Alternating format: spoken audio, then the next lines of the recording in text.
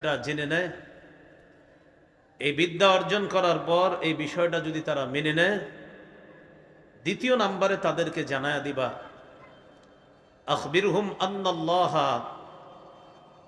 তুমি তাদেরকে এই সংবাদ দিবা যে আল্লাহ কদ ফরাদা আলাইহিম খামসা সালাওয়াতিন, আল্লাহ পাক রব্বুল আলামিন তাদের উপর 5 ওয়াক্ত নামাজ ফরজ করেছেন। ফি ইয়াউমিহিম ওয়া লাইলাতিহিম, দিনে এবং রাতে আল্লাহ তাদের উপর 5 ওয়াক্ত নামাজ ফরজ করেছেন। তাহলে 1 নাম্বার তাওহীদের দাওয়াত দিবা, 2 নাম্বার তাদেরকে ইসলামের অন্যতম গুরুত্বপূর্ণ রুকনের দাওয়াত দিবা, সেটা হলো কি যে আল্লাহ তাদের উপর দিনে এবং রাতে 5 ওয়াক্ত নামাজ ফরজ করেছে, এই দাওয়াত দিবা। এই হলো আজকের দ্বিতীয় কথা আমরা জানলাম। প্রথম কথা জানলাম ইসলামের 5 ভিত্তির একটা হলো নামাজ, দ্বিতীয়টা জানলাম ইসলামের অন্যতম গুরুত্বপূর্ণ একটি রুকন হলো নামাজ। 3 নাম্বার কথা, আল্লাহ তাআলা সর্ব অবস্থায় নামাজের প্রতি যত্ন নেওয়ার আদেশ করেছেন। সর্ব অবস্থায়, মুকিম অবস্থায় থাকলেও নামাজের গুরুত্ব দিতে হবে, মুসাফির অবস্থায় থাকলেও নামাজের গুরুত্ব দিতে হবে, সুস্থ থাকলেও নামাজের গুরুত্ব দিতে হবে, অসুস্থ থাকলেও নামাজের গুরুত্ব দিতে হবে, স্বাধীন দেশে বসবাস করলেও নামাজের গুরুত্ব দিতে হবে, পরাধীন দেশে যদি কোনো মুসলমান বসবাস করেন সেখানেও নামাজের গুরুত্ব দিতে হবে, যুদ্ধ কবলিত কোনো রাষ্ট্রে যদি বসবাস করে সেখানেও নামাজের প্রতি যত্নবান হতে হবে মুসলমান। সূরা বাকারা 238 নম্বর আয়াতে আল্লাহ বলেন, হাফিজু আলাস সালাওয়াত, তোমরা নামাজ সমূহের প্রতি যত্নবান হও। যে কোনো অবস্থায় থাকবা নামাজের প্রতি যত্নবান হবা। এই বিষয়টি বুঝে আসবে, বুখারীর একটি হাদিস শুনি, সহজে বুঝে আসবে। সহিহ বুখারীর 1117 নম্বর হাদিস। হাদিসের বর্ণনাকারী সাহাবীর নাম ইমরান ইবনে হুসাইন রাদিয়াল্লাহু তাআলা, তিনি বলেন, কানাত বি বাওয়াসির, আমার অর্শরোগ ছিল। অর্শরোগ চিনেন তো? অর্শরোগ। সাহাবী বলেন আমার অর্শরোগ হয়েছে। এখন আমার যে অর্শরোগ, এই অবস্থায় আমি নামাজ পড়বো কিভাবে, এই মাসালা জিজ্ঞাসা করলাম নবীর কাছে। সাআলতুন নবিয়্য সাল্লাল্লাহু আলাইহি ওয়াসাল্লাম আনিস সালাহ, আমি নবীজির কাছে মাসালা জানতে চাইলাম, হুজুর আমার তো অর্শরোগ আছে, আমার নামাজের কি মাসালা? রাসূলুল্লাহ সাল্লাল্লাহু আলাইহি ওয়াসাল্লাম বললেন, সাল্লি কাইমান, তুমি দাঁড়িয়ে নামাজ পড়বা। ফাইল্লাম তাস্তাতি, যদি দাঁড়িয়ে পড়তে সক্ষম না হও, ফাকাইদান, বসে নামাজ পড়বা। ফাইল্লাম তাস্তাতি কাইদান, যদি বসে নামাজ পড়তে সক্ষম না হও, ফাআলা জামবিন, তাহলে শুয়ে নামাজ পড়বা। নামাজ ছাড় নেই, দাঁড়িয়ে পারলে পড়বা, না পারলে বসে পড়বা, না পারলে শুয়ে পড়বা। নামাজ কোনো মাফ নাই, যেভাবে পারো নামাজ আদায় করতে হবে। আল্লাহ আমাদের সকলকে ইসলামের এই গুরুত্বপূর্ণ বিধান যে কোনো অবস্থায়, হাজারো ব্যস্ততার মধ্যে সবচেয়ে গুরুত্ব দিয়ে যেন এই বিধান পালন করতে পারি, আল্লাহ তৌফিক দান করেন। চতুর্থ কথা, নামাজ আমাদের নবী ছাড়াও অন্যান্য নবীর শরীয়তের মধ্যেও এই নামাজের বিধান ছিল। সুবহানাল্লাহ। সূরা আম্বিয়ার 73 নম্বর আয়াত। আয়াতের মাঝামাঝি জায়গায় আল্লাহ বলেন, ওয়া আওহাইনা ইলাইহিম ফি'লাল খায়রাত ওয়া ইকামাস সালাতি ওয়া ইতাআজ যাকাত, আমি তাদের প্রতি এই মর্মে ওহী প্রেরণ করলাম। তাদের প্রতি, তার মানে একজন নবী না একাধিক? তাদের, একজন না একাধিক? তাদের প্রতি এই মর্মে ওহী প্রেরণ করলাম, ফি'লাল খায়রাত, যে তারা ভালো কাজ করবে, ওয়া ইকামাস সালাহ, নামাজ প্রতিষ্ঠিত করবে, ওয়া ইতাআজ যাকাত, এবং যাকাত আদায় করবে। এই আয়াত দ্বারা বোঝা যায় আমাদের নবী ছাড়া অন্যান্য নবীর শরীয়তের মধ্যেও নামাজ ছিল। হ্যাঁ, 5 ওয়াক্ত ছিল না, বাকি নামাজ ছিল, বিভিন্ন পদ্ধতি ছিল। এই হলো চতুর্থ কথা। 5 নাম্বার কথা, নামাজ এটা হলো দ্বীনের খুঁটি। বলেন তো ভাই, দ্বীনের খুঁটি কি? নামাজ। তিরমিজির 2616 নম্বর হাদিস, 2616, এই হাদিসের মধ্যে আসছে, বিশাল বড় হাদিসটা, হাদিসের শেষের দিকে গিয়ে একটা অংশ আসছে। রাসূলুল্লাহ সাল্লাল্লাহু আলাইহি ওয়াসাল্লাম বলেন, রাসুল আমরি আল ইসলাম, দ্বীনের মূল হলো ইসলাম। সবাই বলেন তো দ্বীনের মূল কি? ইসলাম। এরপরে নবী বলেন ওয়া আমুদুহুস সালাহ, দ্বীনের খুঁটি হলো নামাজ। ওয়া যিরওয়াতু সানামিহি আল জিহাদ, দ্বীনের সর্বোচ্চ শিখর হলো জিহাদ। সুবহানাল্লাহ। এই হাদিসটা বুঝেন, কয়টা কথা এখানে? তিনটা। দ্বীনের মূল বলেন ইসলাম, দ্বীনের খুঁটি সর্বোচ্চ শিখর জিহাদ। আবার দ্বীনের মূল কি? খুঁটি সর্বোচ্চ শিখর। কোন ব্যক্তি মুসলমান হয়েছে, তাহলে দ্বীনের মূল ভিত্তি পাওয়া গেছে তার মধ্যে, কিন্তু এখনো দ্বীন শক্তিশালী হয় নাই। যখন সে নামাজ পড়া শুরু করবে তাহলে তার দ্বীন শক্তিশালী হয়েছে। সুবহানাল্লাহ। কারণ দ্বীনের খুঁটি কি? নামাজ। দ্বীনের মূল হলো ইসলাম, ইসলাম গ্রহণ করছে, তাহলে দ্বীনের মূলটা পাইছে। হ্যাঁ, দ্বীন শক্তিশালী করার জন্য কি করতে হবে? দ্বীনের খুঁটি ধরতে হবে, দ্বীনের খুঁটি হলো নামাজ। কিন্তু এখনো উচ্চ শিখরে বুঝতে পারে নাই। উচ্চ শিখরে কিভাবে বুঝবে? দ্বীনের একটা বিধান হলো জিহাদ, এই জিহাদ যদি মেনে নেয়, এই জিহাদ হলো দ্বীনের সর্বোচ্চ শিখর, এই সর্বোচ্চ শিখর হলো জিহাদ। তাহলে দ্বীনের মূল ইসলাম, দ্বীনের খুঁটি নামাজ, আর দ্বীনের সর্বোচ্চ শিখর কি? জিহাদ। এই হাদিস থেকে আমরা জানলাম দ্বীনের খুঁটি হলো নামাজ। এ হলো আজকের 5 নাম্বার কথা। আজকের আলোচনার 6 নম্বর কথা, রাসূলুল্লাহ সাল্লাল্লাহু আলাইহি ওয়াসাল্লামের জীবনের সর্বশেষ ওসিয়ত উম্মতের প্রতি, মানে ইন্তেকালের আগে সর্বশেষ ওসিয়ত নামাজ। সবাই জোরে বলবেন, আমার নবী দুনিয়া থেকে যে বিদায় নিছেন, বিদায় নেওয়ার আগে সর্বশেষ ওসিয়তটা কি? নামাজ। দলিল আবু দাউদ হাদিসের কিতাব 5156 নম্বর হাদিস। হাদিসের বর্ণনাকারী আলী ইবনে আবি তালেব রাদিয়াল্লাহু তাআলা তিনি বলেন, রাসূলুল্লাহ সাল্লাল্লাহু আলাইহি ওয়াসাল্লামের সর্বশেষ কথা ছিল আস-সালাত, আস-সালাত ইত্তাকুল্লাহা ফিমা মালাকাত আইমানুকুম। এটা এক বর্ণনায়। অন্য বর্ণনায় আস-সালাত ওয়া মা মালাকাত আইমানুকুম। আবু দাউদের যে বর্ণনাটি বললাম, এখানে আসছে আস-সালাতা, আস-সালাত ইত্তাকুল্লাহা ফিমা মালাকাত আইমানুকুম। ইবনে মাজার বর্ণনা আস-সালাত ওয়া মা মালাকাত আইমানুকুম। আমার উম্মত, নামাজ, নামাজ। এই নামাজ, নামাজ মানে নামাজের প্রতি যত্নবান হও, নামাজের প্রতি যত্নবান হও। আর তোমাদের অধীনস্থ গোলাম চাকর বাকর যারা, তাদের ব্যাপারে তোমরা আল্লাহকে ভয় করো। এই কথাটা ছিল উম্মতের প্রতি নবীর জীবনের সর্বশেষ ওসিয়ত। প্রিয় মুসলমান ভাইয়েরা, আমি সহ সবাই বলেন তো, আমাদের নবীর জীবনের সর্বশেষ ওসিয়তটা কি? এ হলো 6 নম্বর কথা। আজকের আলোচনার 7 নম্বর আলোচনা, নামাজের গুরুত্ব। নামাজের গুরুত্বে আমরা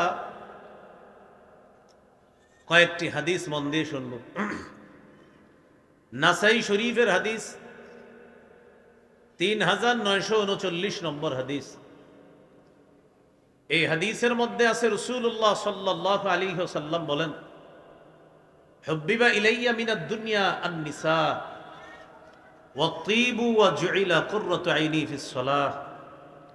রাসূলুল্লাহ সাল্লাল্লাহু আলাইহি ওয়াসাল্লাম বলেন, এই পৃথিবীর মধ্য থেকে 3টি জিনিস আমার কাছে প্রিয় করে দেওয়া হয়েছে। আমাদের নবীর কাছে 3টি জিনিস প্রিয় করে দেওয়া হয়েছে। 1 নাম্বার আন-নিসা, মা জাতি, মা জাতি নবীর কাছে খুব প্রিয়। 2 নাম্বার অতীব, সুগন্ধি। 3 নাম্বার জুইলা কুররাতু আইনি ফিস সালাহ। নবীজি বলেন, নামাজের মধ্যে আমার চোখের শীতলতা রাখা হয়েছে। এর মানে আমার নবী নামাজে দাঁড়াইলে সবচেয়ে বেশি আনন্দ পাইতেন। তো নবী বলেন, আমার চোখের শীতলতা এটা করে দেওয়া হয়েছে কি? নামাজ। নামাজটাই ছিল আমার চোখের শীতলতা। এখান থেকে বুঝে আসে নামাজের গুরুত্ব, যে নবী বলেন পৃথিবীর 3টা জিনিস আমার কাছে সবচেয়ে প্রিয় করে দেওয়া হয়েছে, এই 3টার মধ্যে একটা হলো নামাজ। নামাজের গুরুত্বের মধ্যে আরেকটা হাদিস শুনি আমরা, সহিহ বুখারীর বর্ণনা। 4836 নম্বর হাদিস। এই হাদিসের বর্ণনাকারী সাহাবীর নাম মুগীরা ইবনে শুবা রাদিয়াল্লাহু তাআলা আনহু। তিনি বলেন, ক্বামান নবী সাল্লাল্লাহু আলাইহি ওয়াসাল্লাম, নবীজি নামাজের মধ্যে এত অধিক সময় দাঁড়িয়ে থাকতেন, হাত্তা তাওয়াররামাত কদামাহ, দাঁড়িয়ে থাকতে থাকতে নবীর দুই পা মুবারক ফুলে যেত। কিলা লাহু, নবীকে বলা হতো, গফারাল্লাহু লাকা মা তাকদ্দামা মিন যামবিকা ওয়া মা তাআখার, হুজুর আপনার আগে পরে কোনো গুনাহ নাই, সব মাফ, কোনো গুনাহ নাই, আপনার তো কোনো গুনাহই নাই, আপনি এত লম্বা সময় নামাজে দাঁড়িয়ে থাকেন, আপনার পা মুবারক ফুলে যায়। রাসূলুল্লাহ সাল্লাল্লাহু আলাইহি ওয়াসাল্লাম জবাব দিতেন, আফালা আকুনু আবদান শাকুরা, আমি কি আল্লাহর শুকর গুজারি বান্দা হব না, যে আল্লাহ আমাকে এত বড় নেয়ামত দান করেছেন, এই আল্লাহর শুকরিয়া আদায় করার জন্য আমি লম্বা সময় নামাজের মধ্যে কাটিয়ে দিচ্ছি। তাহলে বলেন তো, আমাদের নবী নামাজে কম সময় দাঁড়িয়ে থাকতেন না অনেক বেশি সময়? না, আমরা যদি নামাজে দাঁড়াই, কোনো কারণে যদি নামাজের মধ্যে কারেন্ট চলে যায়, দাড়িতে হাত দেয়, কপালে হাত দেয়, চেহারায় হাত দেয়, মেজাজ খারাপ, থুর, খালি থুরটা কইতে পারে না নামাজে, না বলে ফেলতো, ঠিক না? থুর যদি কর সুযোগ থাকতো বলে ফেলতো, মেজাজ খারাপ। বুখারীর আরেকটা হাদিস শুনেন, 1135 নম্বর হাদিস। এই হাদিসের মধ্যে আছে আব্দুল্লাহ ইবনে মাসউদ রাদিয়াল্লাহু তাআলা, নবীর একজন সাহাবী, তিনি বলেন, একদিন শখ করে আল্লাহ রসুলের সাথে রাতের নামাজে দাঁড়াইছি। শখ বুঝেন তো? কেমনি বুঝাবো বাংলাটা? শখ মানে আউস, মানে শখ, শখ, শখ বলেন আগ্রহ, শখ করে মানে আমার শখের জিনিস এটা, এরকম বলেন না, এই আর কি। নবীর সাথে শখ করে নামাজে দাঁড়াইছে। কোন নামাজ? রাতের নামাজ। আর নবী রাতে যে তাহাজ্জুদ পড়ে, নফল পড়ে, এই নামাজে দাঁড়াইছে। সাহাবী শখে নবীর সাথে দাঁড়াইছে যে আজকে নবীর সাথে রাতে নামাজ পড়ে। সাহাবী বলেন, শোনো কি ঘটনা ঘটছে জানো? লাম ইয়াজাল কাইমান, তিনি ইমাম, আমি হইলাম মুক্তাদি। এত লম্বা সময় নবী নামাজে দাঁড়ায় রয়েছে, আমি মনে মনে একটা নিয়ত করে ফেলছি যে নিয়তটা বেশি সুন্দর না। অন্যান্য সাহাবীরা বললেন, আপনি কি নিয়ত করছেন, আমরা একটু জানতে চাই। তো তিনি বলেন, হামামতু বিআমরি সাউইন, একটা মন্দ নিয়ত করে ফেলেছিলাম। তো অন্যরা জানতে চাইলেন নিয়তটা কি, একটু বলেন। তিনি বললেন, হামামতু আন আকউদা ওয়া আদারান নবিয়্য সাল্লাল্লাহু আলাইহি ওয়াসাল্লাম, আমি নিয়ত করে ফেলেছিলাম, নবী এত সময় লম্বা সময় নামাজে দাঁড়িয়ে আছে, আমি নিয়ত করে ফেলেছিলাম আমি বসে যাব, নবীরে ছেড়ে দিব, মানে আমি ইক্তেদা চাইরা বসে যাই, নবী নামাজ পড়ুক। চিন্তা করেন, সাহাবীদের নামাজ আমাদের চাইতে অনেক গুরুত্বপূর্ণ ছিল তাদের নামাজ, তারাও লম্বা সময় নামাজ পড়তেন, কিন্তু সাহাবী বলেন, নবী এত লম্বা সময় নামাজে দাঁড়িয়ে থাকতেন যে আমি নিয়তি করে ফেললাম, বৈশা যাই, ইক্তেদা ছেড়ে দিই। সুবহানাল্লাহ। তাহলে আমার আপনার নামাজের কি পরিমাণ গুরুত্ব দেওয়া দরকার। নামাজের গুরুত্ব সম্পর্কে আরেকটা হাদিস শোনেন, এই হাদিসটাই নামাজের গুরুত্ব বোঝার জন্য যথেষ্ট। সহিহ বুখারীর 687 নম্বর হাদিস। এই হাদিসে আছে, রাসূল সাল্লাল্লাহু আলাইহি সাল্লামের সহধর্মিণী আমাদের আম্মাজান উম্মুল মুমিনিন আয়েশা সিদ্দিকা রাদিয়াল্লাহু তাআলা আনহাকে জিজ্ঞাসা করা হয়েছে, নবীর ইন্তেকালের আগের অসুস্থতাকালীন সম্পর্কে জিজ্ঞাসা করা হয়েছে। নবী ইন্তেকালের আগে প্রায় টানা 13 দিনের মতো অসুস্থ ছিলেন, তো ওই অসুস্থকালীন সম্পর্কে জিজ্ঞাসা করা হয়েছে। আম্মাজান বলেন, ওই সময়ের কথা তোমাদেরকে কি বলবো, একদিনের ঘটনা শোনো। একটু আগে যেই নামাজটা গেছে, কোন নামাজ? এশার নামাজ।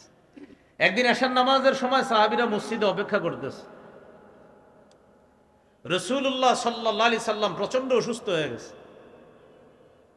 আম্মাজান আয়েশা সিদ্দিকা রাদিয়াল্লাহু তাআলা আনহাকে নবীজি জিজ্ঞাসা করলেন, ঘরের সদস্য যারা আরো তাদেরকে জিজ্ঞাসা করলেন, আসাল্লান নাস, আচ্ছা সাহাবীরা কি নামাজ পড়ছে? আম্মাজান জবাব দিলেন, লা হুম ইয়ান্তাজিরুনাক, হুজুর সাহাবীরা এখনো নামাজ পড়ে নাই, তারা আপনার অপেক্ষায় আছে, আপনি যাবেন, আপনার ইমামতিতে তারা নামাজ পড়বে।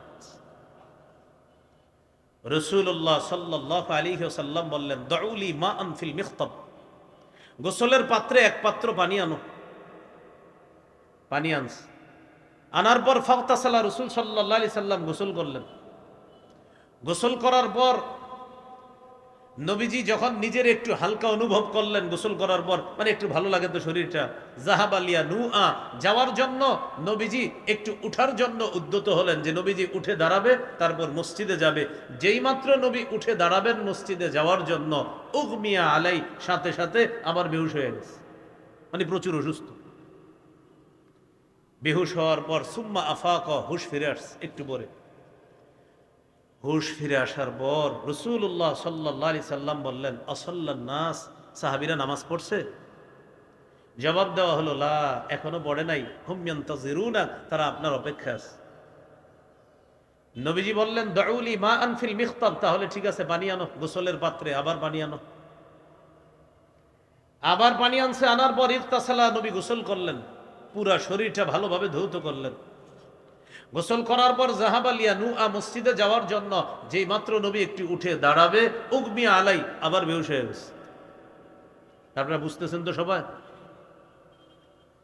বেহুশ হওয়ার পর সুম্মা আফাক, একটু পর হুশ ফিরে আসছে। এটা কোনো গল্প নয়, সহিহ বুখারী 687 নম্বর হাদিস। নবীজি যখন বেহুশ হয়ে গেছে, একটু পরে হুশ ফিরে আসছে।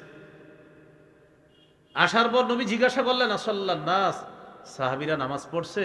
জবাব দেওয়া হলো, লা হুম ইয়ান্তাজিরুনা, এখনো পড়ে নাই, আপনার অপেক্ষায় আছে। নবীজি বললেন, দাউলি মা আনফিল মিখতাব, গোসলের পাত্রে আরেক পাত্র বানিয়ে আনো। আবার বানিয়ে আনছে। আনার পর রাসূল সাল্লাল্লাহু আলাইহি সাল্লাম আবার নিজের শরীরটা ধৌত করেছেন। শরীর মুবারক ধৌত করার পর জাহাবালিয়া নুআ, আবার একটু দাঁড়িয়েছেন যাওয়ার জন্য। যেই মাত্র দাঁড়াতে উদ্যত হলেন, সাথে সাথে উগমি আলাই, আবার বেহুশ হয়ে গেছে। কয়বার হলো? তিনবার। সুম্মা আফাক, হুশ ফিরে আসছে। হুশ ফিরে আসার পর নবীজি বললেন, আসল্লান নাস, নামাজ পড়ছে? বললেন, হুজুর এখনো পড়ে নাই, অপেক্ষা আছে। নবীজি বললেন, আয়েশা, আমি মনে হয় যেতে পারবো না। একটা লোক ডাকো। নবী একজনকে ডাকলেন, ডাকায়া বললেন, যাও আবু বকরের কাছে যাও, গিয়ে আবু বকরকে বলো আবু বকর যেন সাহাবীদেরকে নামাজ পড়ায়। নামাজের প্রতি কি পরিমাণ গুরুত্ব থাকলে, যার আগে কোনো গুনাহ নাই, পরে কোনো গুনাহ নাই, আল্লাহর পরে যিনি শ্রেষ্ঠ এ ব্যাপারে কোনো সন্দেহ নাই, তিনি নামাজে যাওয়ার জন্য বারবার বেহুশ হইতেছে, আবার হুশ ফিরে আসে, আবার শরীর ধৌত করে নামাজে যাওয়ার জন্য। শেষে বললেন, আয়েশা, আবু বকরকে বলো নামাজ পড়ায়া দিতে। আম্মাজান বলেন, আন্নাস উকুফুন ফিল মসজিদ, কয় শোনো, যেই নামাজের অপেক্ষায় সাহাবীরা ছিল সেটা হলো এশার নামাজের অপেক্ষায় সাহাবীরা মসজিদে ছিল।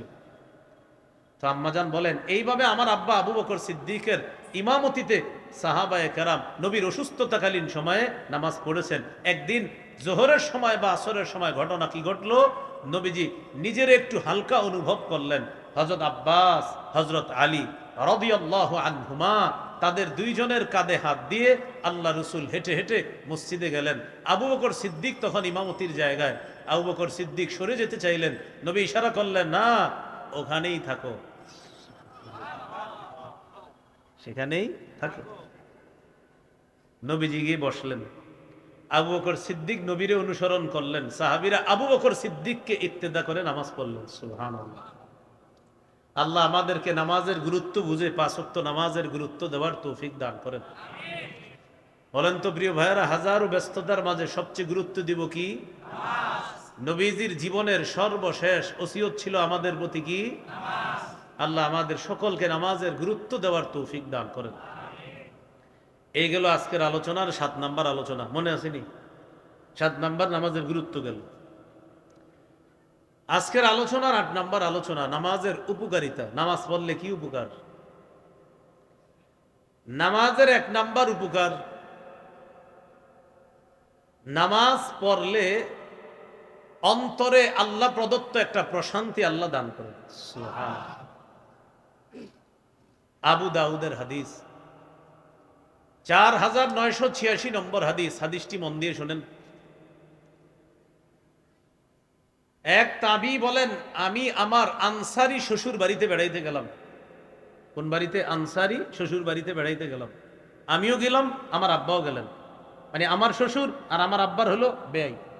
তো আব্বা তার বেয়াইকে দেখতে, আমি আমার শ্বশুরকে দেখতে গেলাম। নাউদুহু, আমাদের উদ্দেশ্য হলো আমার অসুস্থ শ্বশুরকে দেখতে যাওয়া। শ্বশুর অসুস্থ, সেই হিসাবে আমি জামাতা হিসাবে রওনা করলাম, আর আমার আব্বা ব্যয় হিসাবে রওনা করলাম। আনসারি শ্বশুর বাড়িতে গেলাম, যাওয়ার পর অসুস্থ শ্বশুরের পাশে আমি আর আমার বাবা বসা, জামাতা বসা আর ব্যয় বসা। ইতিমধ্যে নামাজের সময় হয়েছে। নামাজের সময় হওয়ার পর আমার অসুস্থ শ্বশুর ঘরের একটা মেয়েকে ডাক দিয়ে বললেন, ইয়া জারিয়া, হে মেয়ে, ই তুলি বি উজুইন, আমার জন্য অজুর পানি আনো। কে বলতেছে, সুস্থ মানুষরা না অসুস্থ ব্যক্তি? সুবহানাল্লাহ পড়েন। পানি আনো, হুজুর পানি আনো। কেন? অজুর পানি আনো। লি উসাল্লিয়া ফাস্তারিহা, তুমি অজুর পানি আনবা, অজু করে নামাজ পড়বো, নামাজের মাধ্যমে যেন একটু প্রশান্তি লাভ করতে পারি। কেমনে বুঝামো? আর সাহাবীরা অসুস্থ হইলে নামাজের মাধ্যমে প্রশান্তি খুঁজে, মানে তাদের ঔষধ হলো নামাজ। পানি আনো, অজু করি, নামাজ পড়ি। কেন? একটু শান্তি দরকার। তো সামনে যে দুইজন বসা, তারা কি অসুস্থ না সুস্থ? তারা মাসালা বলতেছেন, আনকার না হুজালিকা, তারা বললেন, আরে আপনি অসুস্থ, আপনার ক্ষেত্রে তো মাসালা আছে, আপনার ওজোর আছে, আপনি থামেন। আমার অসুস্থ শ্বশুর বললেন, শোনো, তুমি আমারে নিষেধ করবা না। আমি একদিন আল্লাহ রসুলকে দেখছি, হজরত বেলালকে বলছি, ইয়া বেলাল, ও বেলাল, কুম, তুমি দাঁড়াও, ফাকিম, একামত দাও, ফারিহনা বিসসালাহ, তুমি একামত দিলেই তো নামাজ শুরু হবে, নামাজের মাধ্যমে আমাদেরকে একটু প্রশান্তি করো, আমাদেরকে একটু শান্তি করো। তাহলে নামাজ প্রশান্তি।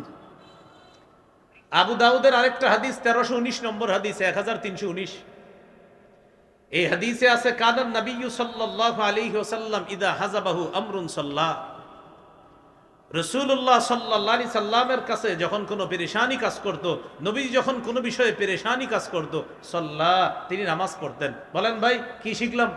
এই যে নবীর কোনো পেরেশানি কাজ করলে তিনি কি করতেন? বলেন তো, নবীর জীবনীর অন্যতম একটা দিক, নবী পেরেশান হইলে, এটা নবীর জীবনী কিনা বলেন তো? নবী পেরেশান হইলে কি করতেন? আমাদের জন্য অনুসরণীয় কি নবীর জীবনী না? এখন আপনারা বলেন, নবীর জীবনী থেকে কি পাইলাম? পেরেশান হলে আমরা কি করব? নামাজ পড়ব। তা আমাদের অভ্যাস, আগে আমরা মানুষকে বলি, চারদিকে ফোন দেই, ভাই বিপদে আছে না, আগে আল্লাহরে বলেন, সর্বপ্রথম আল্লাহর সাথে কথা বলবো। তাহলে নামাজের 1 নম্বর উপকারিতা, নামাজ প্রশান্তির কারণ। সুবহানাল্লাহ।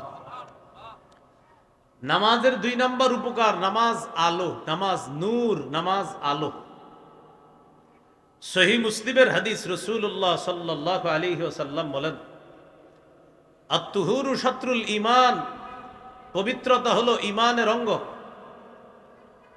আলহামদুলিল্লাহ, সবাই একবার দিল থেকে বলেন তো আলহামদুলিল্লাহ। নবীজি বলেন, আলহামদুলিল্লাহি তামলাউল মিজান, ইখলাসের সাথে আলহামদুলিল্লাহ একবার পড়লে তামলাউল মিজান, ওজনের পাল্লাকে পরিপূর্ণ করে দেয়। এবার 2টা বাক্য মন দিয়ে পড়েন, বলেন সুবহানাল্লাহ ওয়ালহামদুলিল্লাহ।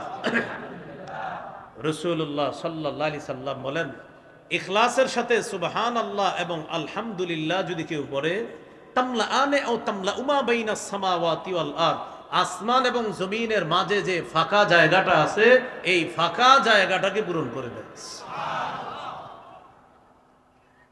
এবার নবীজি বলেন, আস-সালাতু নূরুন, নামাজ হলো নূর, নামাজ হলো আলো। সবাই বলেন নামাজ, আবার নামাজ নূর, নামাজ আলো, নামাজ নূর।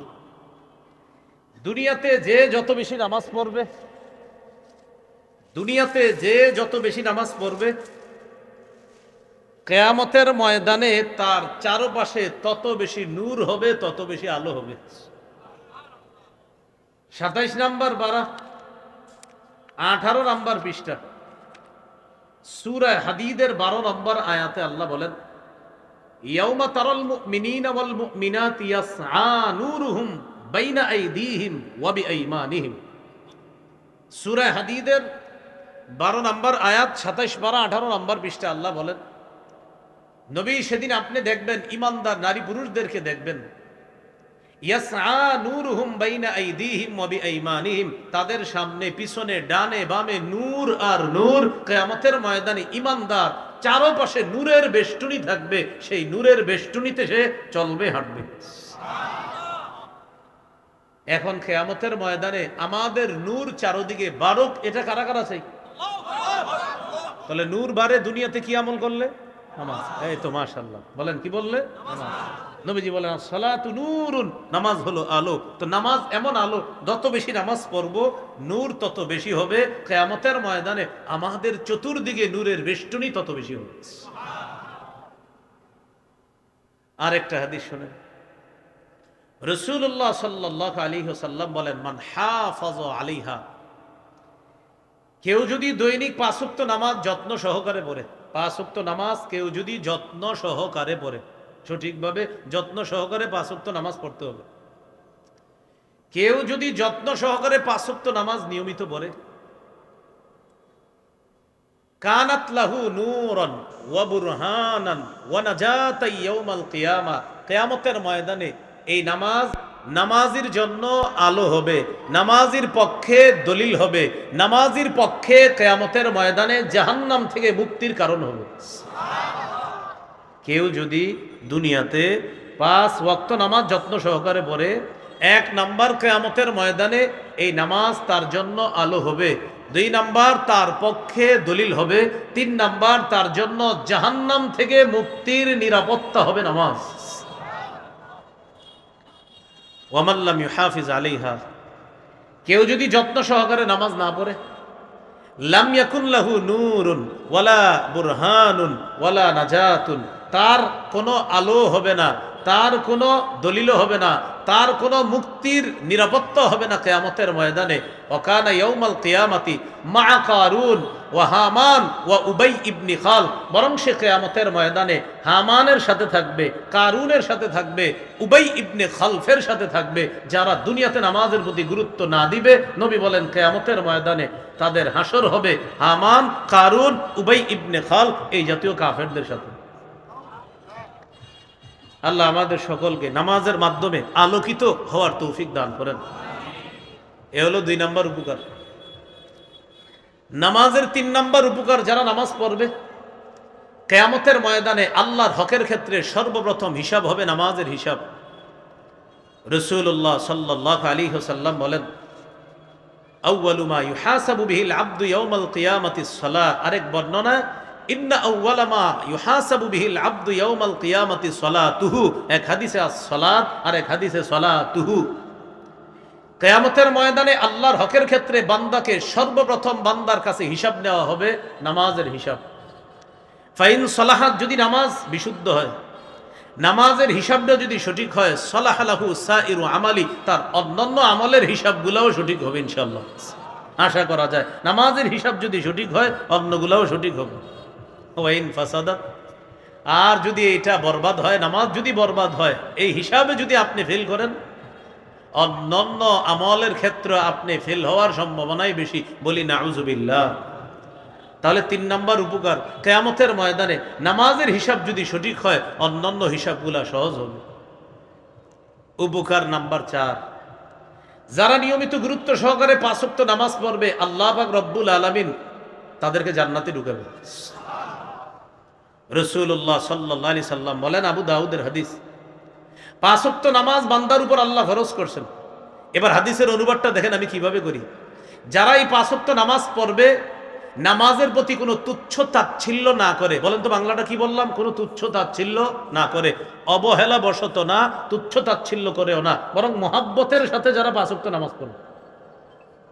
একটা হলে আর মন চায় না, ধুর মিয়া বন্ধুরা ধরে নিয়ে গেছে, এখন আর ভাল লাগে না, তো বেটা জানোস না আমার কাজ ছিল, তুই আমার মসজিদে নিয়ে এসোস, মেজাজ খারাপ। নবী বলেন, কেউ যদি তুচ্ছ তাচ্ছিল্য না করে নিয়মিত নামাজ 5 ওয়াক্ত পড়ে সঠিকভাবে, কানা লাহু আলাল্লাহি আহদুন, আল্লাহর ওয়াদা আইয়ুদখিলাহুল জান্নাহ, আল্লাহ তাকে জান্নাতে প্রবেশ করাবেন। আল্লাহর ওয়াদা, আল্লাহ তাকে জান্নাতে প্রবেশ করাবেন। এ হলো 4 নাম্বার উপকার। নামাজ যারা নিয়মিত পড়বে, 5 নাম্বার উপকার, অস্থিরতা থেকে আল্লাহ তারে মুক্তি দান করবে। সুবহানাল্লাহ। বলেন অনিয়মিত নামাজ পড়লে না নিয়মিত? নিয়মিত নামাজ পড়লে। সূরা মাআরিজ 19, 20, 21, 22, 23 নম্বর আয়াতে আল্লাহ পাক রব্বুল আলামিন বলেন, ইন্নাল ইনসানা খুলিকা হালুআ, নিশ্চয় মানুষকে সৃষ্টি করা হয়েছে অস্থির করে, হালুআ মানে অস্থির রূপে। 20 নম্বর আয়াতে আছে, ইদা মাসসাহু শাররু জাজুআ, মানুষকে যখন কোনো অকল্যাণ স্পর্শ করে সে অতিমাত্রায় উৎকণ্ঠিত হয়ে পড়ে। ওয়াইদা মাসাহুল খাইরু মানুআ, যখন কোনো কল্যাণ তাকে স্পর্শ করে মানুআ, সে অতিশয় কৃপণ হয়ে যায়। অকল্যাণ স্পর্শ করলে মেজাজ খারাপ, থুর ভাল লাগে না, আমার কৃপণ হয়ে যায় অতিমাত্রায়। আল্লাহ বলেন তবে ইল্লাল মুসাল্লিন, যারা নামাজি তারা অস্থিরতাও তাদের মধ্যে থাকবে না, অকল্যাণ আসলেও তারা উৎকণ্ঠিত হবে না, আর যদি তাদের টাকা পয়সা হয় তারা অতিমাত্রায় কৃপণ হবে না, যারা নামাজি। সুবহানাল্লাহ। তবে সুবহানাল্লাহ পড়ার পরে পরের আয়াতটা শোনেন, ভাই নামাজি মানে কি বুঝলা তোমরা? আল্লাহ বলেন আল্লাযীনা হুম আলা সালাতিহিম দাঈমুন, যারা নিয়মিত নামাজ। বলেন যারা, তাহলে বলেন অনিয়মিত না নিয়মিত? হ্যাঁ, নিয়মিত যদি নামাজ পড়েন তাহলে এই মাসালা। আল্লাহ আমাদেরকে কথাগুলা বুঝার তৌফিক দান করেন। তাহলে কারো মধ্যে যদি অস্থিরতার স্বভাব থাকে, কারো যদি অকল্যাণ আসলে তার মধ্যে উৎকণ্ঠিত হওয়ার স্বভাব থাকে, মানে আপনার জীবনে এখন একটা খারাপ অবস্থা আছে, এখন আপনি ধৈর্য না ধরে খালি উৎকণ্ঠিত হয়ে যাচ্ছেন এবং আল্লাহর ব্যাপারে উল্টাপাল্টা ধারণা শুরু করছেন, এরকম যদি কারো মধ্যে থাকে, আবার আপনার টাকা পয়সা হয়ে গেছে, আল্লাহ হঠাৎ দিছে, মানে আপনি অতিমাত্রায় কৃপণ হয়েছেন, আল্লাহ বলেন তোমার মধ্যে এই তিনটা বদভ্যাস থাকবে না। তুমি অস্থির হবা না, তুমি উৎকণ্ঠিতও থাকবা না, তুমি কৃপণতাও করবা না। আল্লাহ বলেন কারা? ইল্লাল মুসাল্লিন, যারা নামাজি। আল্লাহ বলেন কোন নামাজি?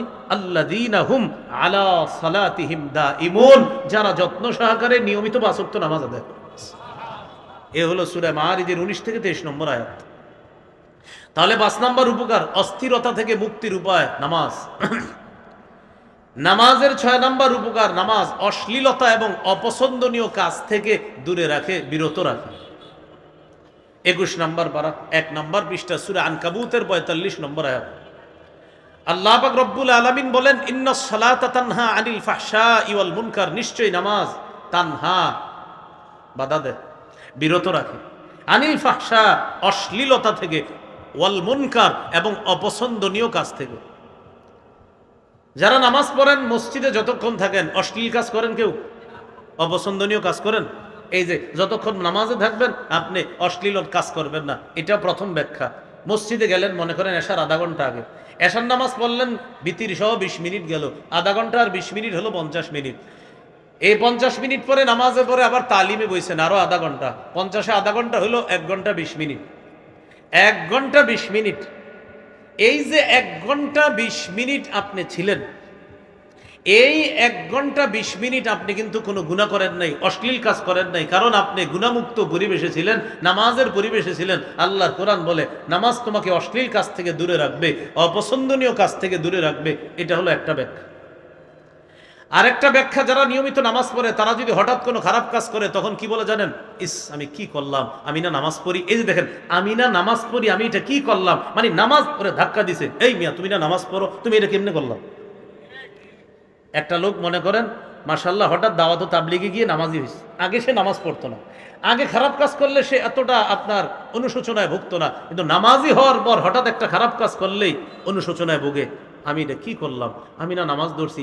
ইমাম সাহেবের কাছে আইসা বলে হুজুর আমার দ্বারা ভয়ঙ্কর একটা অপরাধ হয়ে গেছে, ইন্না লিল্লাহ, আমি হুজুর গত ২ বছর ধরে নামাজ পড়ি। দেখেন গত ২ বছরের মধ্যে অপরাধ হইলে তার মধ্যে অনুশোচনা কাজ করে, কেন?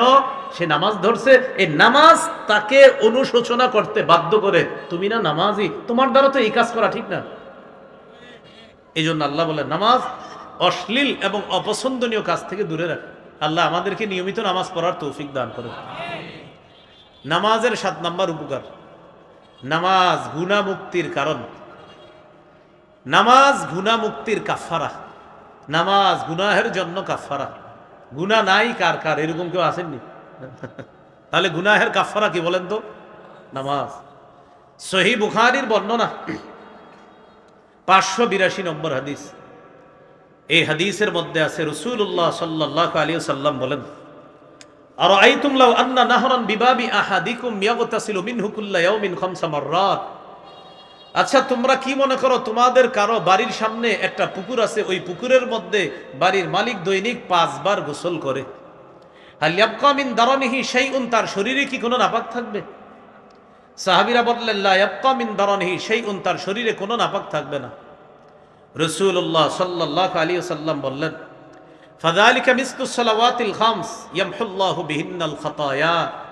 নবীজি বলেন কোন ব্যক্তি দৈনিক পুকুরে 5 বার গোসল করলে যেমন তার শরীরে কোনো ময়লা অবশিষ্ট থাকে না, কেউ যদি দৈনিক 5 ওয়াক্ত সালাত আদায় করে আল্লাহ পাক রব্বুল আলামিন ওই ময়লা যেমন পানির দ্বারা ধুয়ে মুছে সাফ হয়ে যায়, তার গুনাহগুলা 5 ওয়াক্ত নামাজের দ্বারা আল্লাহ ধুয়ে মুছে সাফ করে দেয়। তাহলে বলেন, সবাই বলবেন, ময়লা সাফ করে কি? বলেন পানি। বলেন ময়লা দূর করে কি? গুনাহ দূর করে কি? বলেন ময়লা দূর করে কি? গুনাহ দূর করে কি? আল্লাহ আমাদের সকলকে 5 ওয়াক্ত নামাজ গুরুত্ব সহকারে দৈনিক পড়ার তৌফিক দান করেন। আর একটা হাদিস শোনেন, সহিহ মুসলিমের বর্ণনা, 233 নম্বর হাদিস, আন্তর্জাতিক নাম্বার, মানে আমাদের মাদ্রাসার পাঠ্যপুস্তক অনুসারে 233 নম্বর হাদিস, মাদ্রাসার পাঠ্যপুস্তক অনুসারে মোট হাদিস হবে 3033টা হাদিস। এই অনুযায়ী মুসলিমের 233 নম্বর হাদিস। এই হাদিসের মধ্যে আছে রাসূলুল্লাহ সাল্লাল্লাহু আলাইহি ওয়াসাল্লাম বলেন, as-salawatul khams, 5 ওয়াক্ত নামাজ, ওয়াল জুমআতু ইলাল জুমআহ কাফফারাতুন লিমা বাইনাহুন্না, 1 ওয়াক্ত নামাজ আর আরেক ওয়াক্ত, মানে 5 ওয়াক্ত নামাজ 1 ওয়াক্ত আরেক ওয়াক্ত, এর পরের ওয়াক্ত, এইভাবে 2 ওয়াক্ত নামাজের মাঝে যে গুনাহগুলা হয়ে যায়, এক জুমা আরেক জুমার মাঝে যে গুনাহগুলা হয়ে যায়, এক নামাজ আরেক নামাজের মাঝে গুনাহের জন্য কাফফারা হয় পরবর্তী নামাজ, এক জুমা থেকে আরেক জুমা, মানে এক সপ্তাহের মাঝে যে আমাদের কিছু ভুল ত্রুটি হয়ে গেছে জানতে অজান্তে, এই ভুল ত্রুটিগুলার কাফফারা হয় আগামী জুমা। তাহলে কতগুলো অপশন, নামাজের কারণেও ভুলের কাফফারা হয়, আবার জুমার কারণেও ভুলের কাফফারা হয়। আল্লাহ আমাদের সকলকে নিয়মিত নামাজ পড়ার তৌফিক দান করেন। সহিহ মুসলিমের বর্ণনা, 228 নম্বর হাদিস।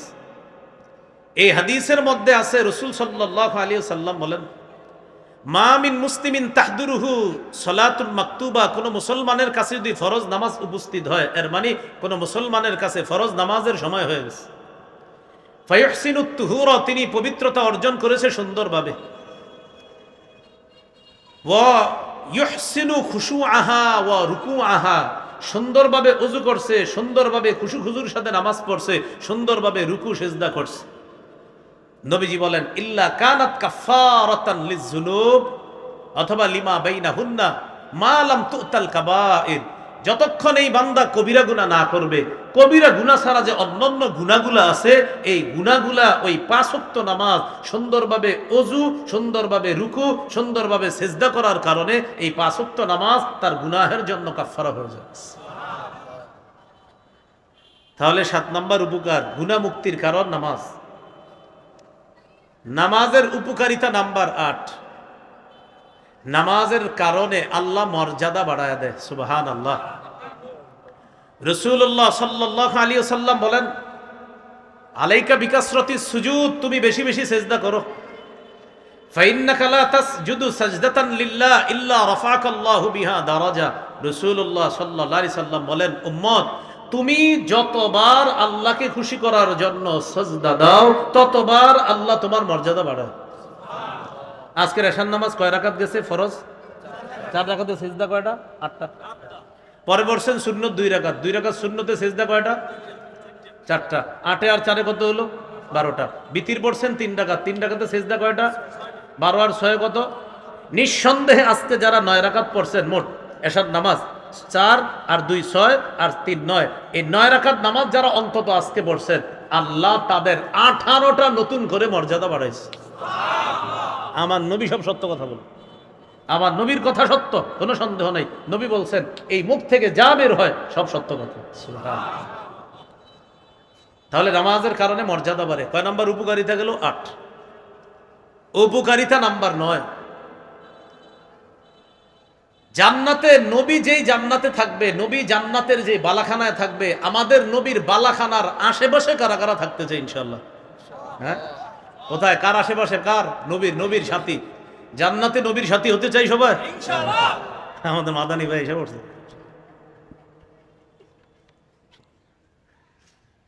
ভালো আছেন? জান্নাতে যদি নবীর সাথী হতে চাই, সহিহ মুসলিমের বর্ণনা, 489 নম্বর হাদিস। রাসূলুল্লাহ সাল্লাল্লাহু আলাইহি ওয়াসাল্লামের এক সাহাবী নবীজির খেদমত করছে, রাতের বেলা নবীজির সাথে রাত কাটাইছে কেন? নবী রাতে ইবাদত করবে, তো তিনিও এরকম নবীর সাথে রাতে ইবাদতটা দেখবে, ইবাদত করবে এই নিয়তে। রাতের বেলা তাহাজ্জুদের সময় নবীর অজুর পানি আইনা দিছে কে? সাহাবী। সাহাবী নবীজিকে পানি দিলেন, অজু করাইলেন, নবীজি অজু করলেন। নবীজি অজু করার পর সাহাবীকে বললেন, সাল, তুমি আমার কাছে চাও, যেই পুরস্কারটা চাইবা সেটাই দিব। সাহাবী বললেন, ইন্নী আসআলুকা মুরাফাকাতাকা ফিল জান্নাহ, হুজুর আমি জান্নাতে আপনার সাথী হতে চাই। রাসূলুল্লাহ সাল্লাল্লাহু আলাইহি সাল্লাম বললেন, ও গায়রা যালিকা, এছাড়া অন্য কিছু চাও না? তিনি বললেন, না, অন্য কিছু চাই না, আমি এটাই চাই। রাসূলুল্লাহ সাল্লাল্লাহু আলাইহি সাল্লাম বললেন, যদি জান্নাতে আমার কাছাকাছি থাকতে চাও, আইন্নি আলা নাফসিকা বিকাসরাতিস সুজুদ, তাহলে বেশি বেশি সেজদা করবা। এর মানে বেশি বেশি নামাজ পড়বা, রুকু করবা, সেজদা করবা। দুনিয়াতে তুমি যত বেশি নামাজ পড়বা, জান্নাতে আমার তত কাছাকাছি থাকতে পারবা। প্রিয় ভাইয়েরা, হাদিস থেকে কি শিখলাম? আমার নবীর সান্নিধ্য থাকার শ্রেষ্ঠ আমল কি? নামাজ। কিন্তু আমাদের সমাজে দুঃখজনকভাবে এমন কিছু মানুষ পাওয়া যায় যে মানুষগুলা বলে, ভাই নামাজ না পড়লেও অন্তরে নবীর প্রেম আছে। নামাজ না পড়লে অন্তরে, হাদিসে কি শিখলাম? নামাজ পড়লে নবী প্রেম, না নামাজ ছাড়লে?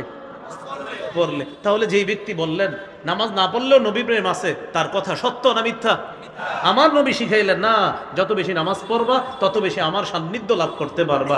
আল্লাহ কোরআনে বলছে, উসজুদ ওয়াক্তারিব, সেজদা দাও, কাছাকাছি আসো। আল্লাহ বলেন নামাজ আমি আল্লাহর কাছাকাছি হওয়ার উপায়, নবী বলেন নামাজ আমি নবীরও কাছাকাছি থাকার উপায়।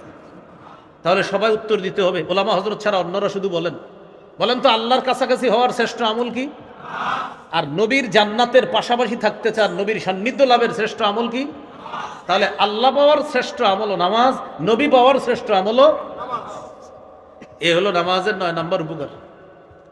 নামাজের উপকারিতা নাম্বার 10, যেই ব্যক্তি নামাজে হেঁটে আসে, যত দূর থেকে হেঁটে আসবে তত বেশি তার সওয়াব। রাসূলুল্লাহ সাল্লাল্লাহু আলাইহি সাল্লাম বলেন, মান তাতাহহারা ফি বাইতিহি, যে ব্যক্তি নিজের ঘরে ওযু করে, ওযু করার পর সুম্মা মাশা ইলা বাইতিম মিন বুয়ুতিল্লাহ, অতঃপর আল্লাহর কোন ঘরের দিকে রওনা করে হেঁটে হেঁটে, আল্লাহর ঘরের দিকে যে সে হেঁটে হেঁটে রওনা করে, নবী বলেন একটা কদম ফালায় তার একটা গুনাহ মাফ হয়, একটা মর্যাদা বাড়ে। যত কদম ফালায়, ঘর থেকে বের হওয়ার সাথে সাথেই কদম পড়ছে, তার গুনাহ ঝরা শুরু হয়ে গেছে, আর মর্যাদা বাড়ে। তাহলে দূর থেকে হেঁটে মসজিদে আসলে সব। অন্য হাদিসে নবী বলেন, আযযামুন নাসি আজরান আবআদুহুম মামশা, যে যত দূর থেকে হেঁটে আসবে তার তত বেশি সওয়াব। এক সাহাবী সবচেয়ে দূর থেকে হাইটা মসজিদে আসতেন। অন্য সাহাবী তাকে পরামর্শ হিসাবে বললেন, আচ্ছা ভাই আপনি এত দূর থেকে আসেন, আমি বলছিলাম কি লাবিশ তারাইতা হিমারান তারকাবুহু ফিজ যালমাই, আপনি যদি একটা গাধা ক্রয় করতেন তাহলে প্রচন্ড রৌদ্রের মধ্যে অন্তত গাধার উপরে সোয়ার হয়ে মসজিদে আসতে পারতেন। আপনি 5 ওয়াক্ত নামাজই এত দূর থেকে হেঁটে আসেন, প্রচন্ড গরমের সময়ও আপনি হেঁটে হেঁটে আসেন, খুব কষ্ট লাগে, একটা গাধা কিনে এটার উপরে সোয়ার হয়ে আসবেন আপনি। ওই সাহাবী একটু পরে বলতেছে, এই শোনো, আমি গাধা কিনবো না, আমি গাধা কিনবো না। কেন? ইন্নী উরিদু আইয়ুক্তাবা লি মামশায়া ইলাল মসজিদ ওয়া রুজুই ইযা রাজাতু ইলা আহলি, আমি চাই আমি হেঁটে হেঁটে মসজিদে যতবার আসব, মসজিদ থেকে যতবার আমার পরিবারের কাছে যাব, হাদিস অনুযায়ী আমার প্রতিটা কদমে মর্যাদা বাড়বে, আমার গুনাহ মাফ হবে। নবীজি এই কথা শুনে বললেন, জামা আল্লাহু লাকা কুল্লাহ, তুমি যা বলছো আল্লাহ যেন তোমাকে পরিপূর্ণভাবে পুরাটা দান করেন। সুবহান। অর্থাৎ মসজিদে আসারও সওয়াব যেন পাও, মসজিদ থেকে বাড়িতে যে যাবা সেটার সওয়াবও যেন তুমি পাও। মনে থাকবেন ইনশাআল্লাহ। এই 10টা উপকারিতা বললাম। এই হলো আজকের আমাদের ওই মূল আলোচনার 8 নম্বর আলোচনা। আজকের আলোচনার 9 নম্বর আলোচনা একটু সংক্ষেপে। সে আলোচনাটা হলো জামাতে নামাজ। বলেন তো সবাই কি বলছি? পুরুষ যারা আছি আমরা ওজর ছাড়া জামাত ছাড়বো না। বুখারীর বর্ণনা, রাসূল সাল্লাল্লাহু আলাইহি সাল্লাম বলেন, জামাতে নামাজ পড়া একাকী নামাজ পড়ার চাইতে 27 দারাজা, 27 গুণ বেশি সওয়াব। বলেন কয় গুণ বেশি সওয়াব? 27 গুণ বেশি সওয়াব জামাতে নামাজ পড়া। জামাতে নামাজ পড়বো তো ইনশাআল্লাহ। এক ব্যক্তি নবীর কাছে আইসা বলে, হুজুর আমার দ্বারা একটা বড় ভুল হয়ে গেছে। ভুলটা কি? তো বলছে এই ভুল। নবীজি কিচ্ছু বললেন না, ইতিমধ্যে জামাতের সময় হয়ে গেছে। নামাজ পড়লেন, নবীজি ইমামতি করলেন, নামাজ শেষ হলো। ওই ব্যক্তি দাঁড়িয়ে বলতেছে, হুজুর আমার বিচারটা করবেন না, আমি যে বড় অপরাধ করছি আপনি আমার উপরে বিচার প্রয়োগ করেন। আকিমহু আলাইয়া হাদ্দান, হুজুর আমার উপরে আপনি বিচার প্রয়োগ করেন, দুনিয়াতেই শাস্তি দিয়ে দেন, আখিরাতে যেন শাস্তি না পাই। নবীজি তাকে বললেন, আহাদারতাস সালাতা মা'ানা, তুমি কি আমাদের সাথে জামাতে নামাজ পড়ছো? এই যে মাত্র জামাত পড়লাম আমরা। তিনি বললেন, জি, আমি আপনাদের সাথে জামাতে নামাজ পড়ছি।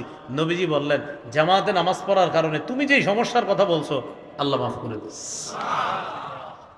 তাহলে শুধু নামাজ না জামাতে নামাজ, সময় ছাড়া না সময় মতো? এই হলো আজকের 9 নম্বর আলোচনা, আজকের সর্বশেষ 10 নম্বর আলোচনা। আমরা নামাজ প্রতিদিন শুরু করব জোহর দিয়ে।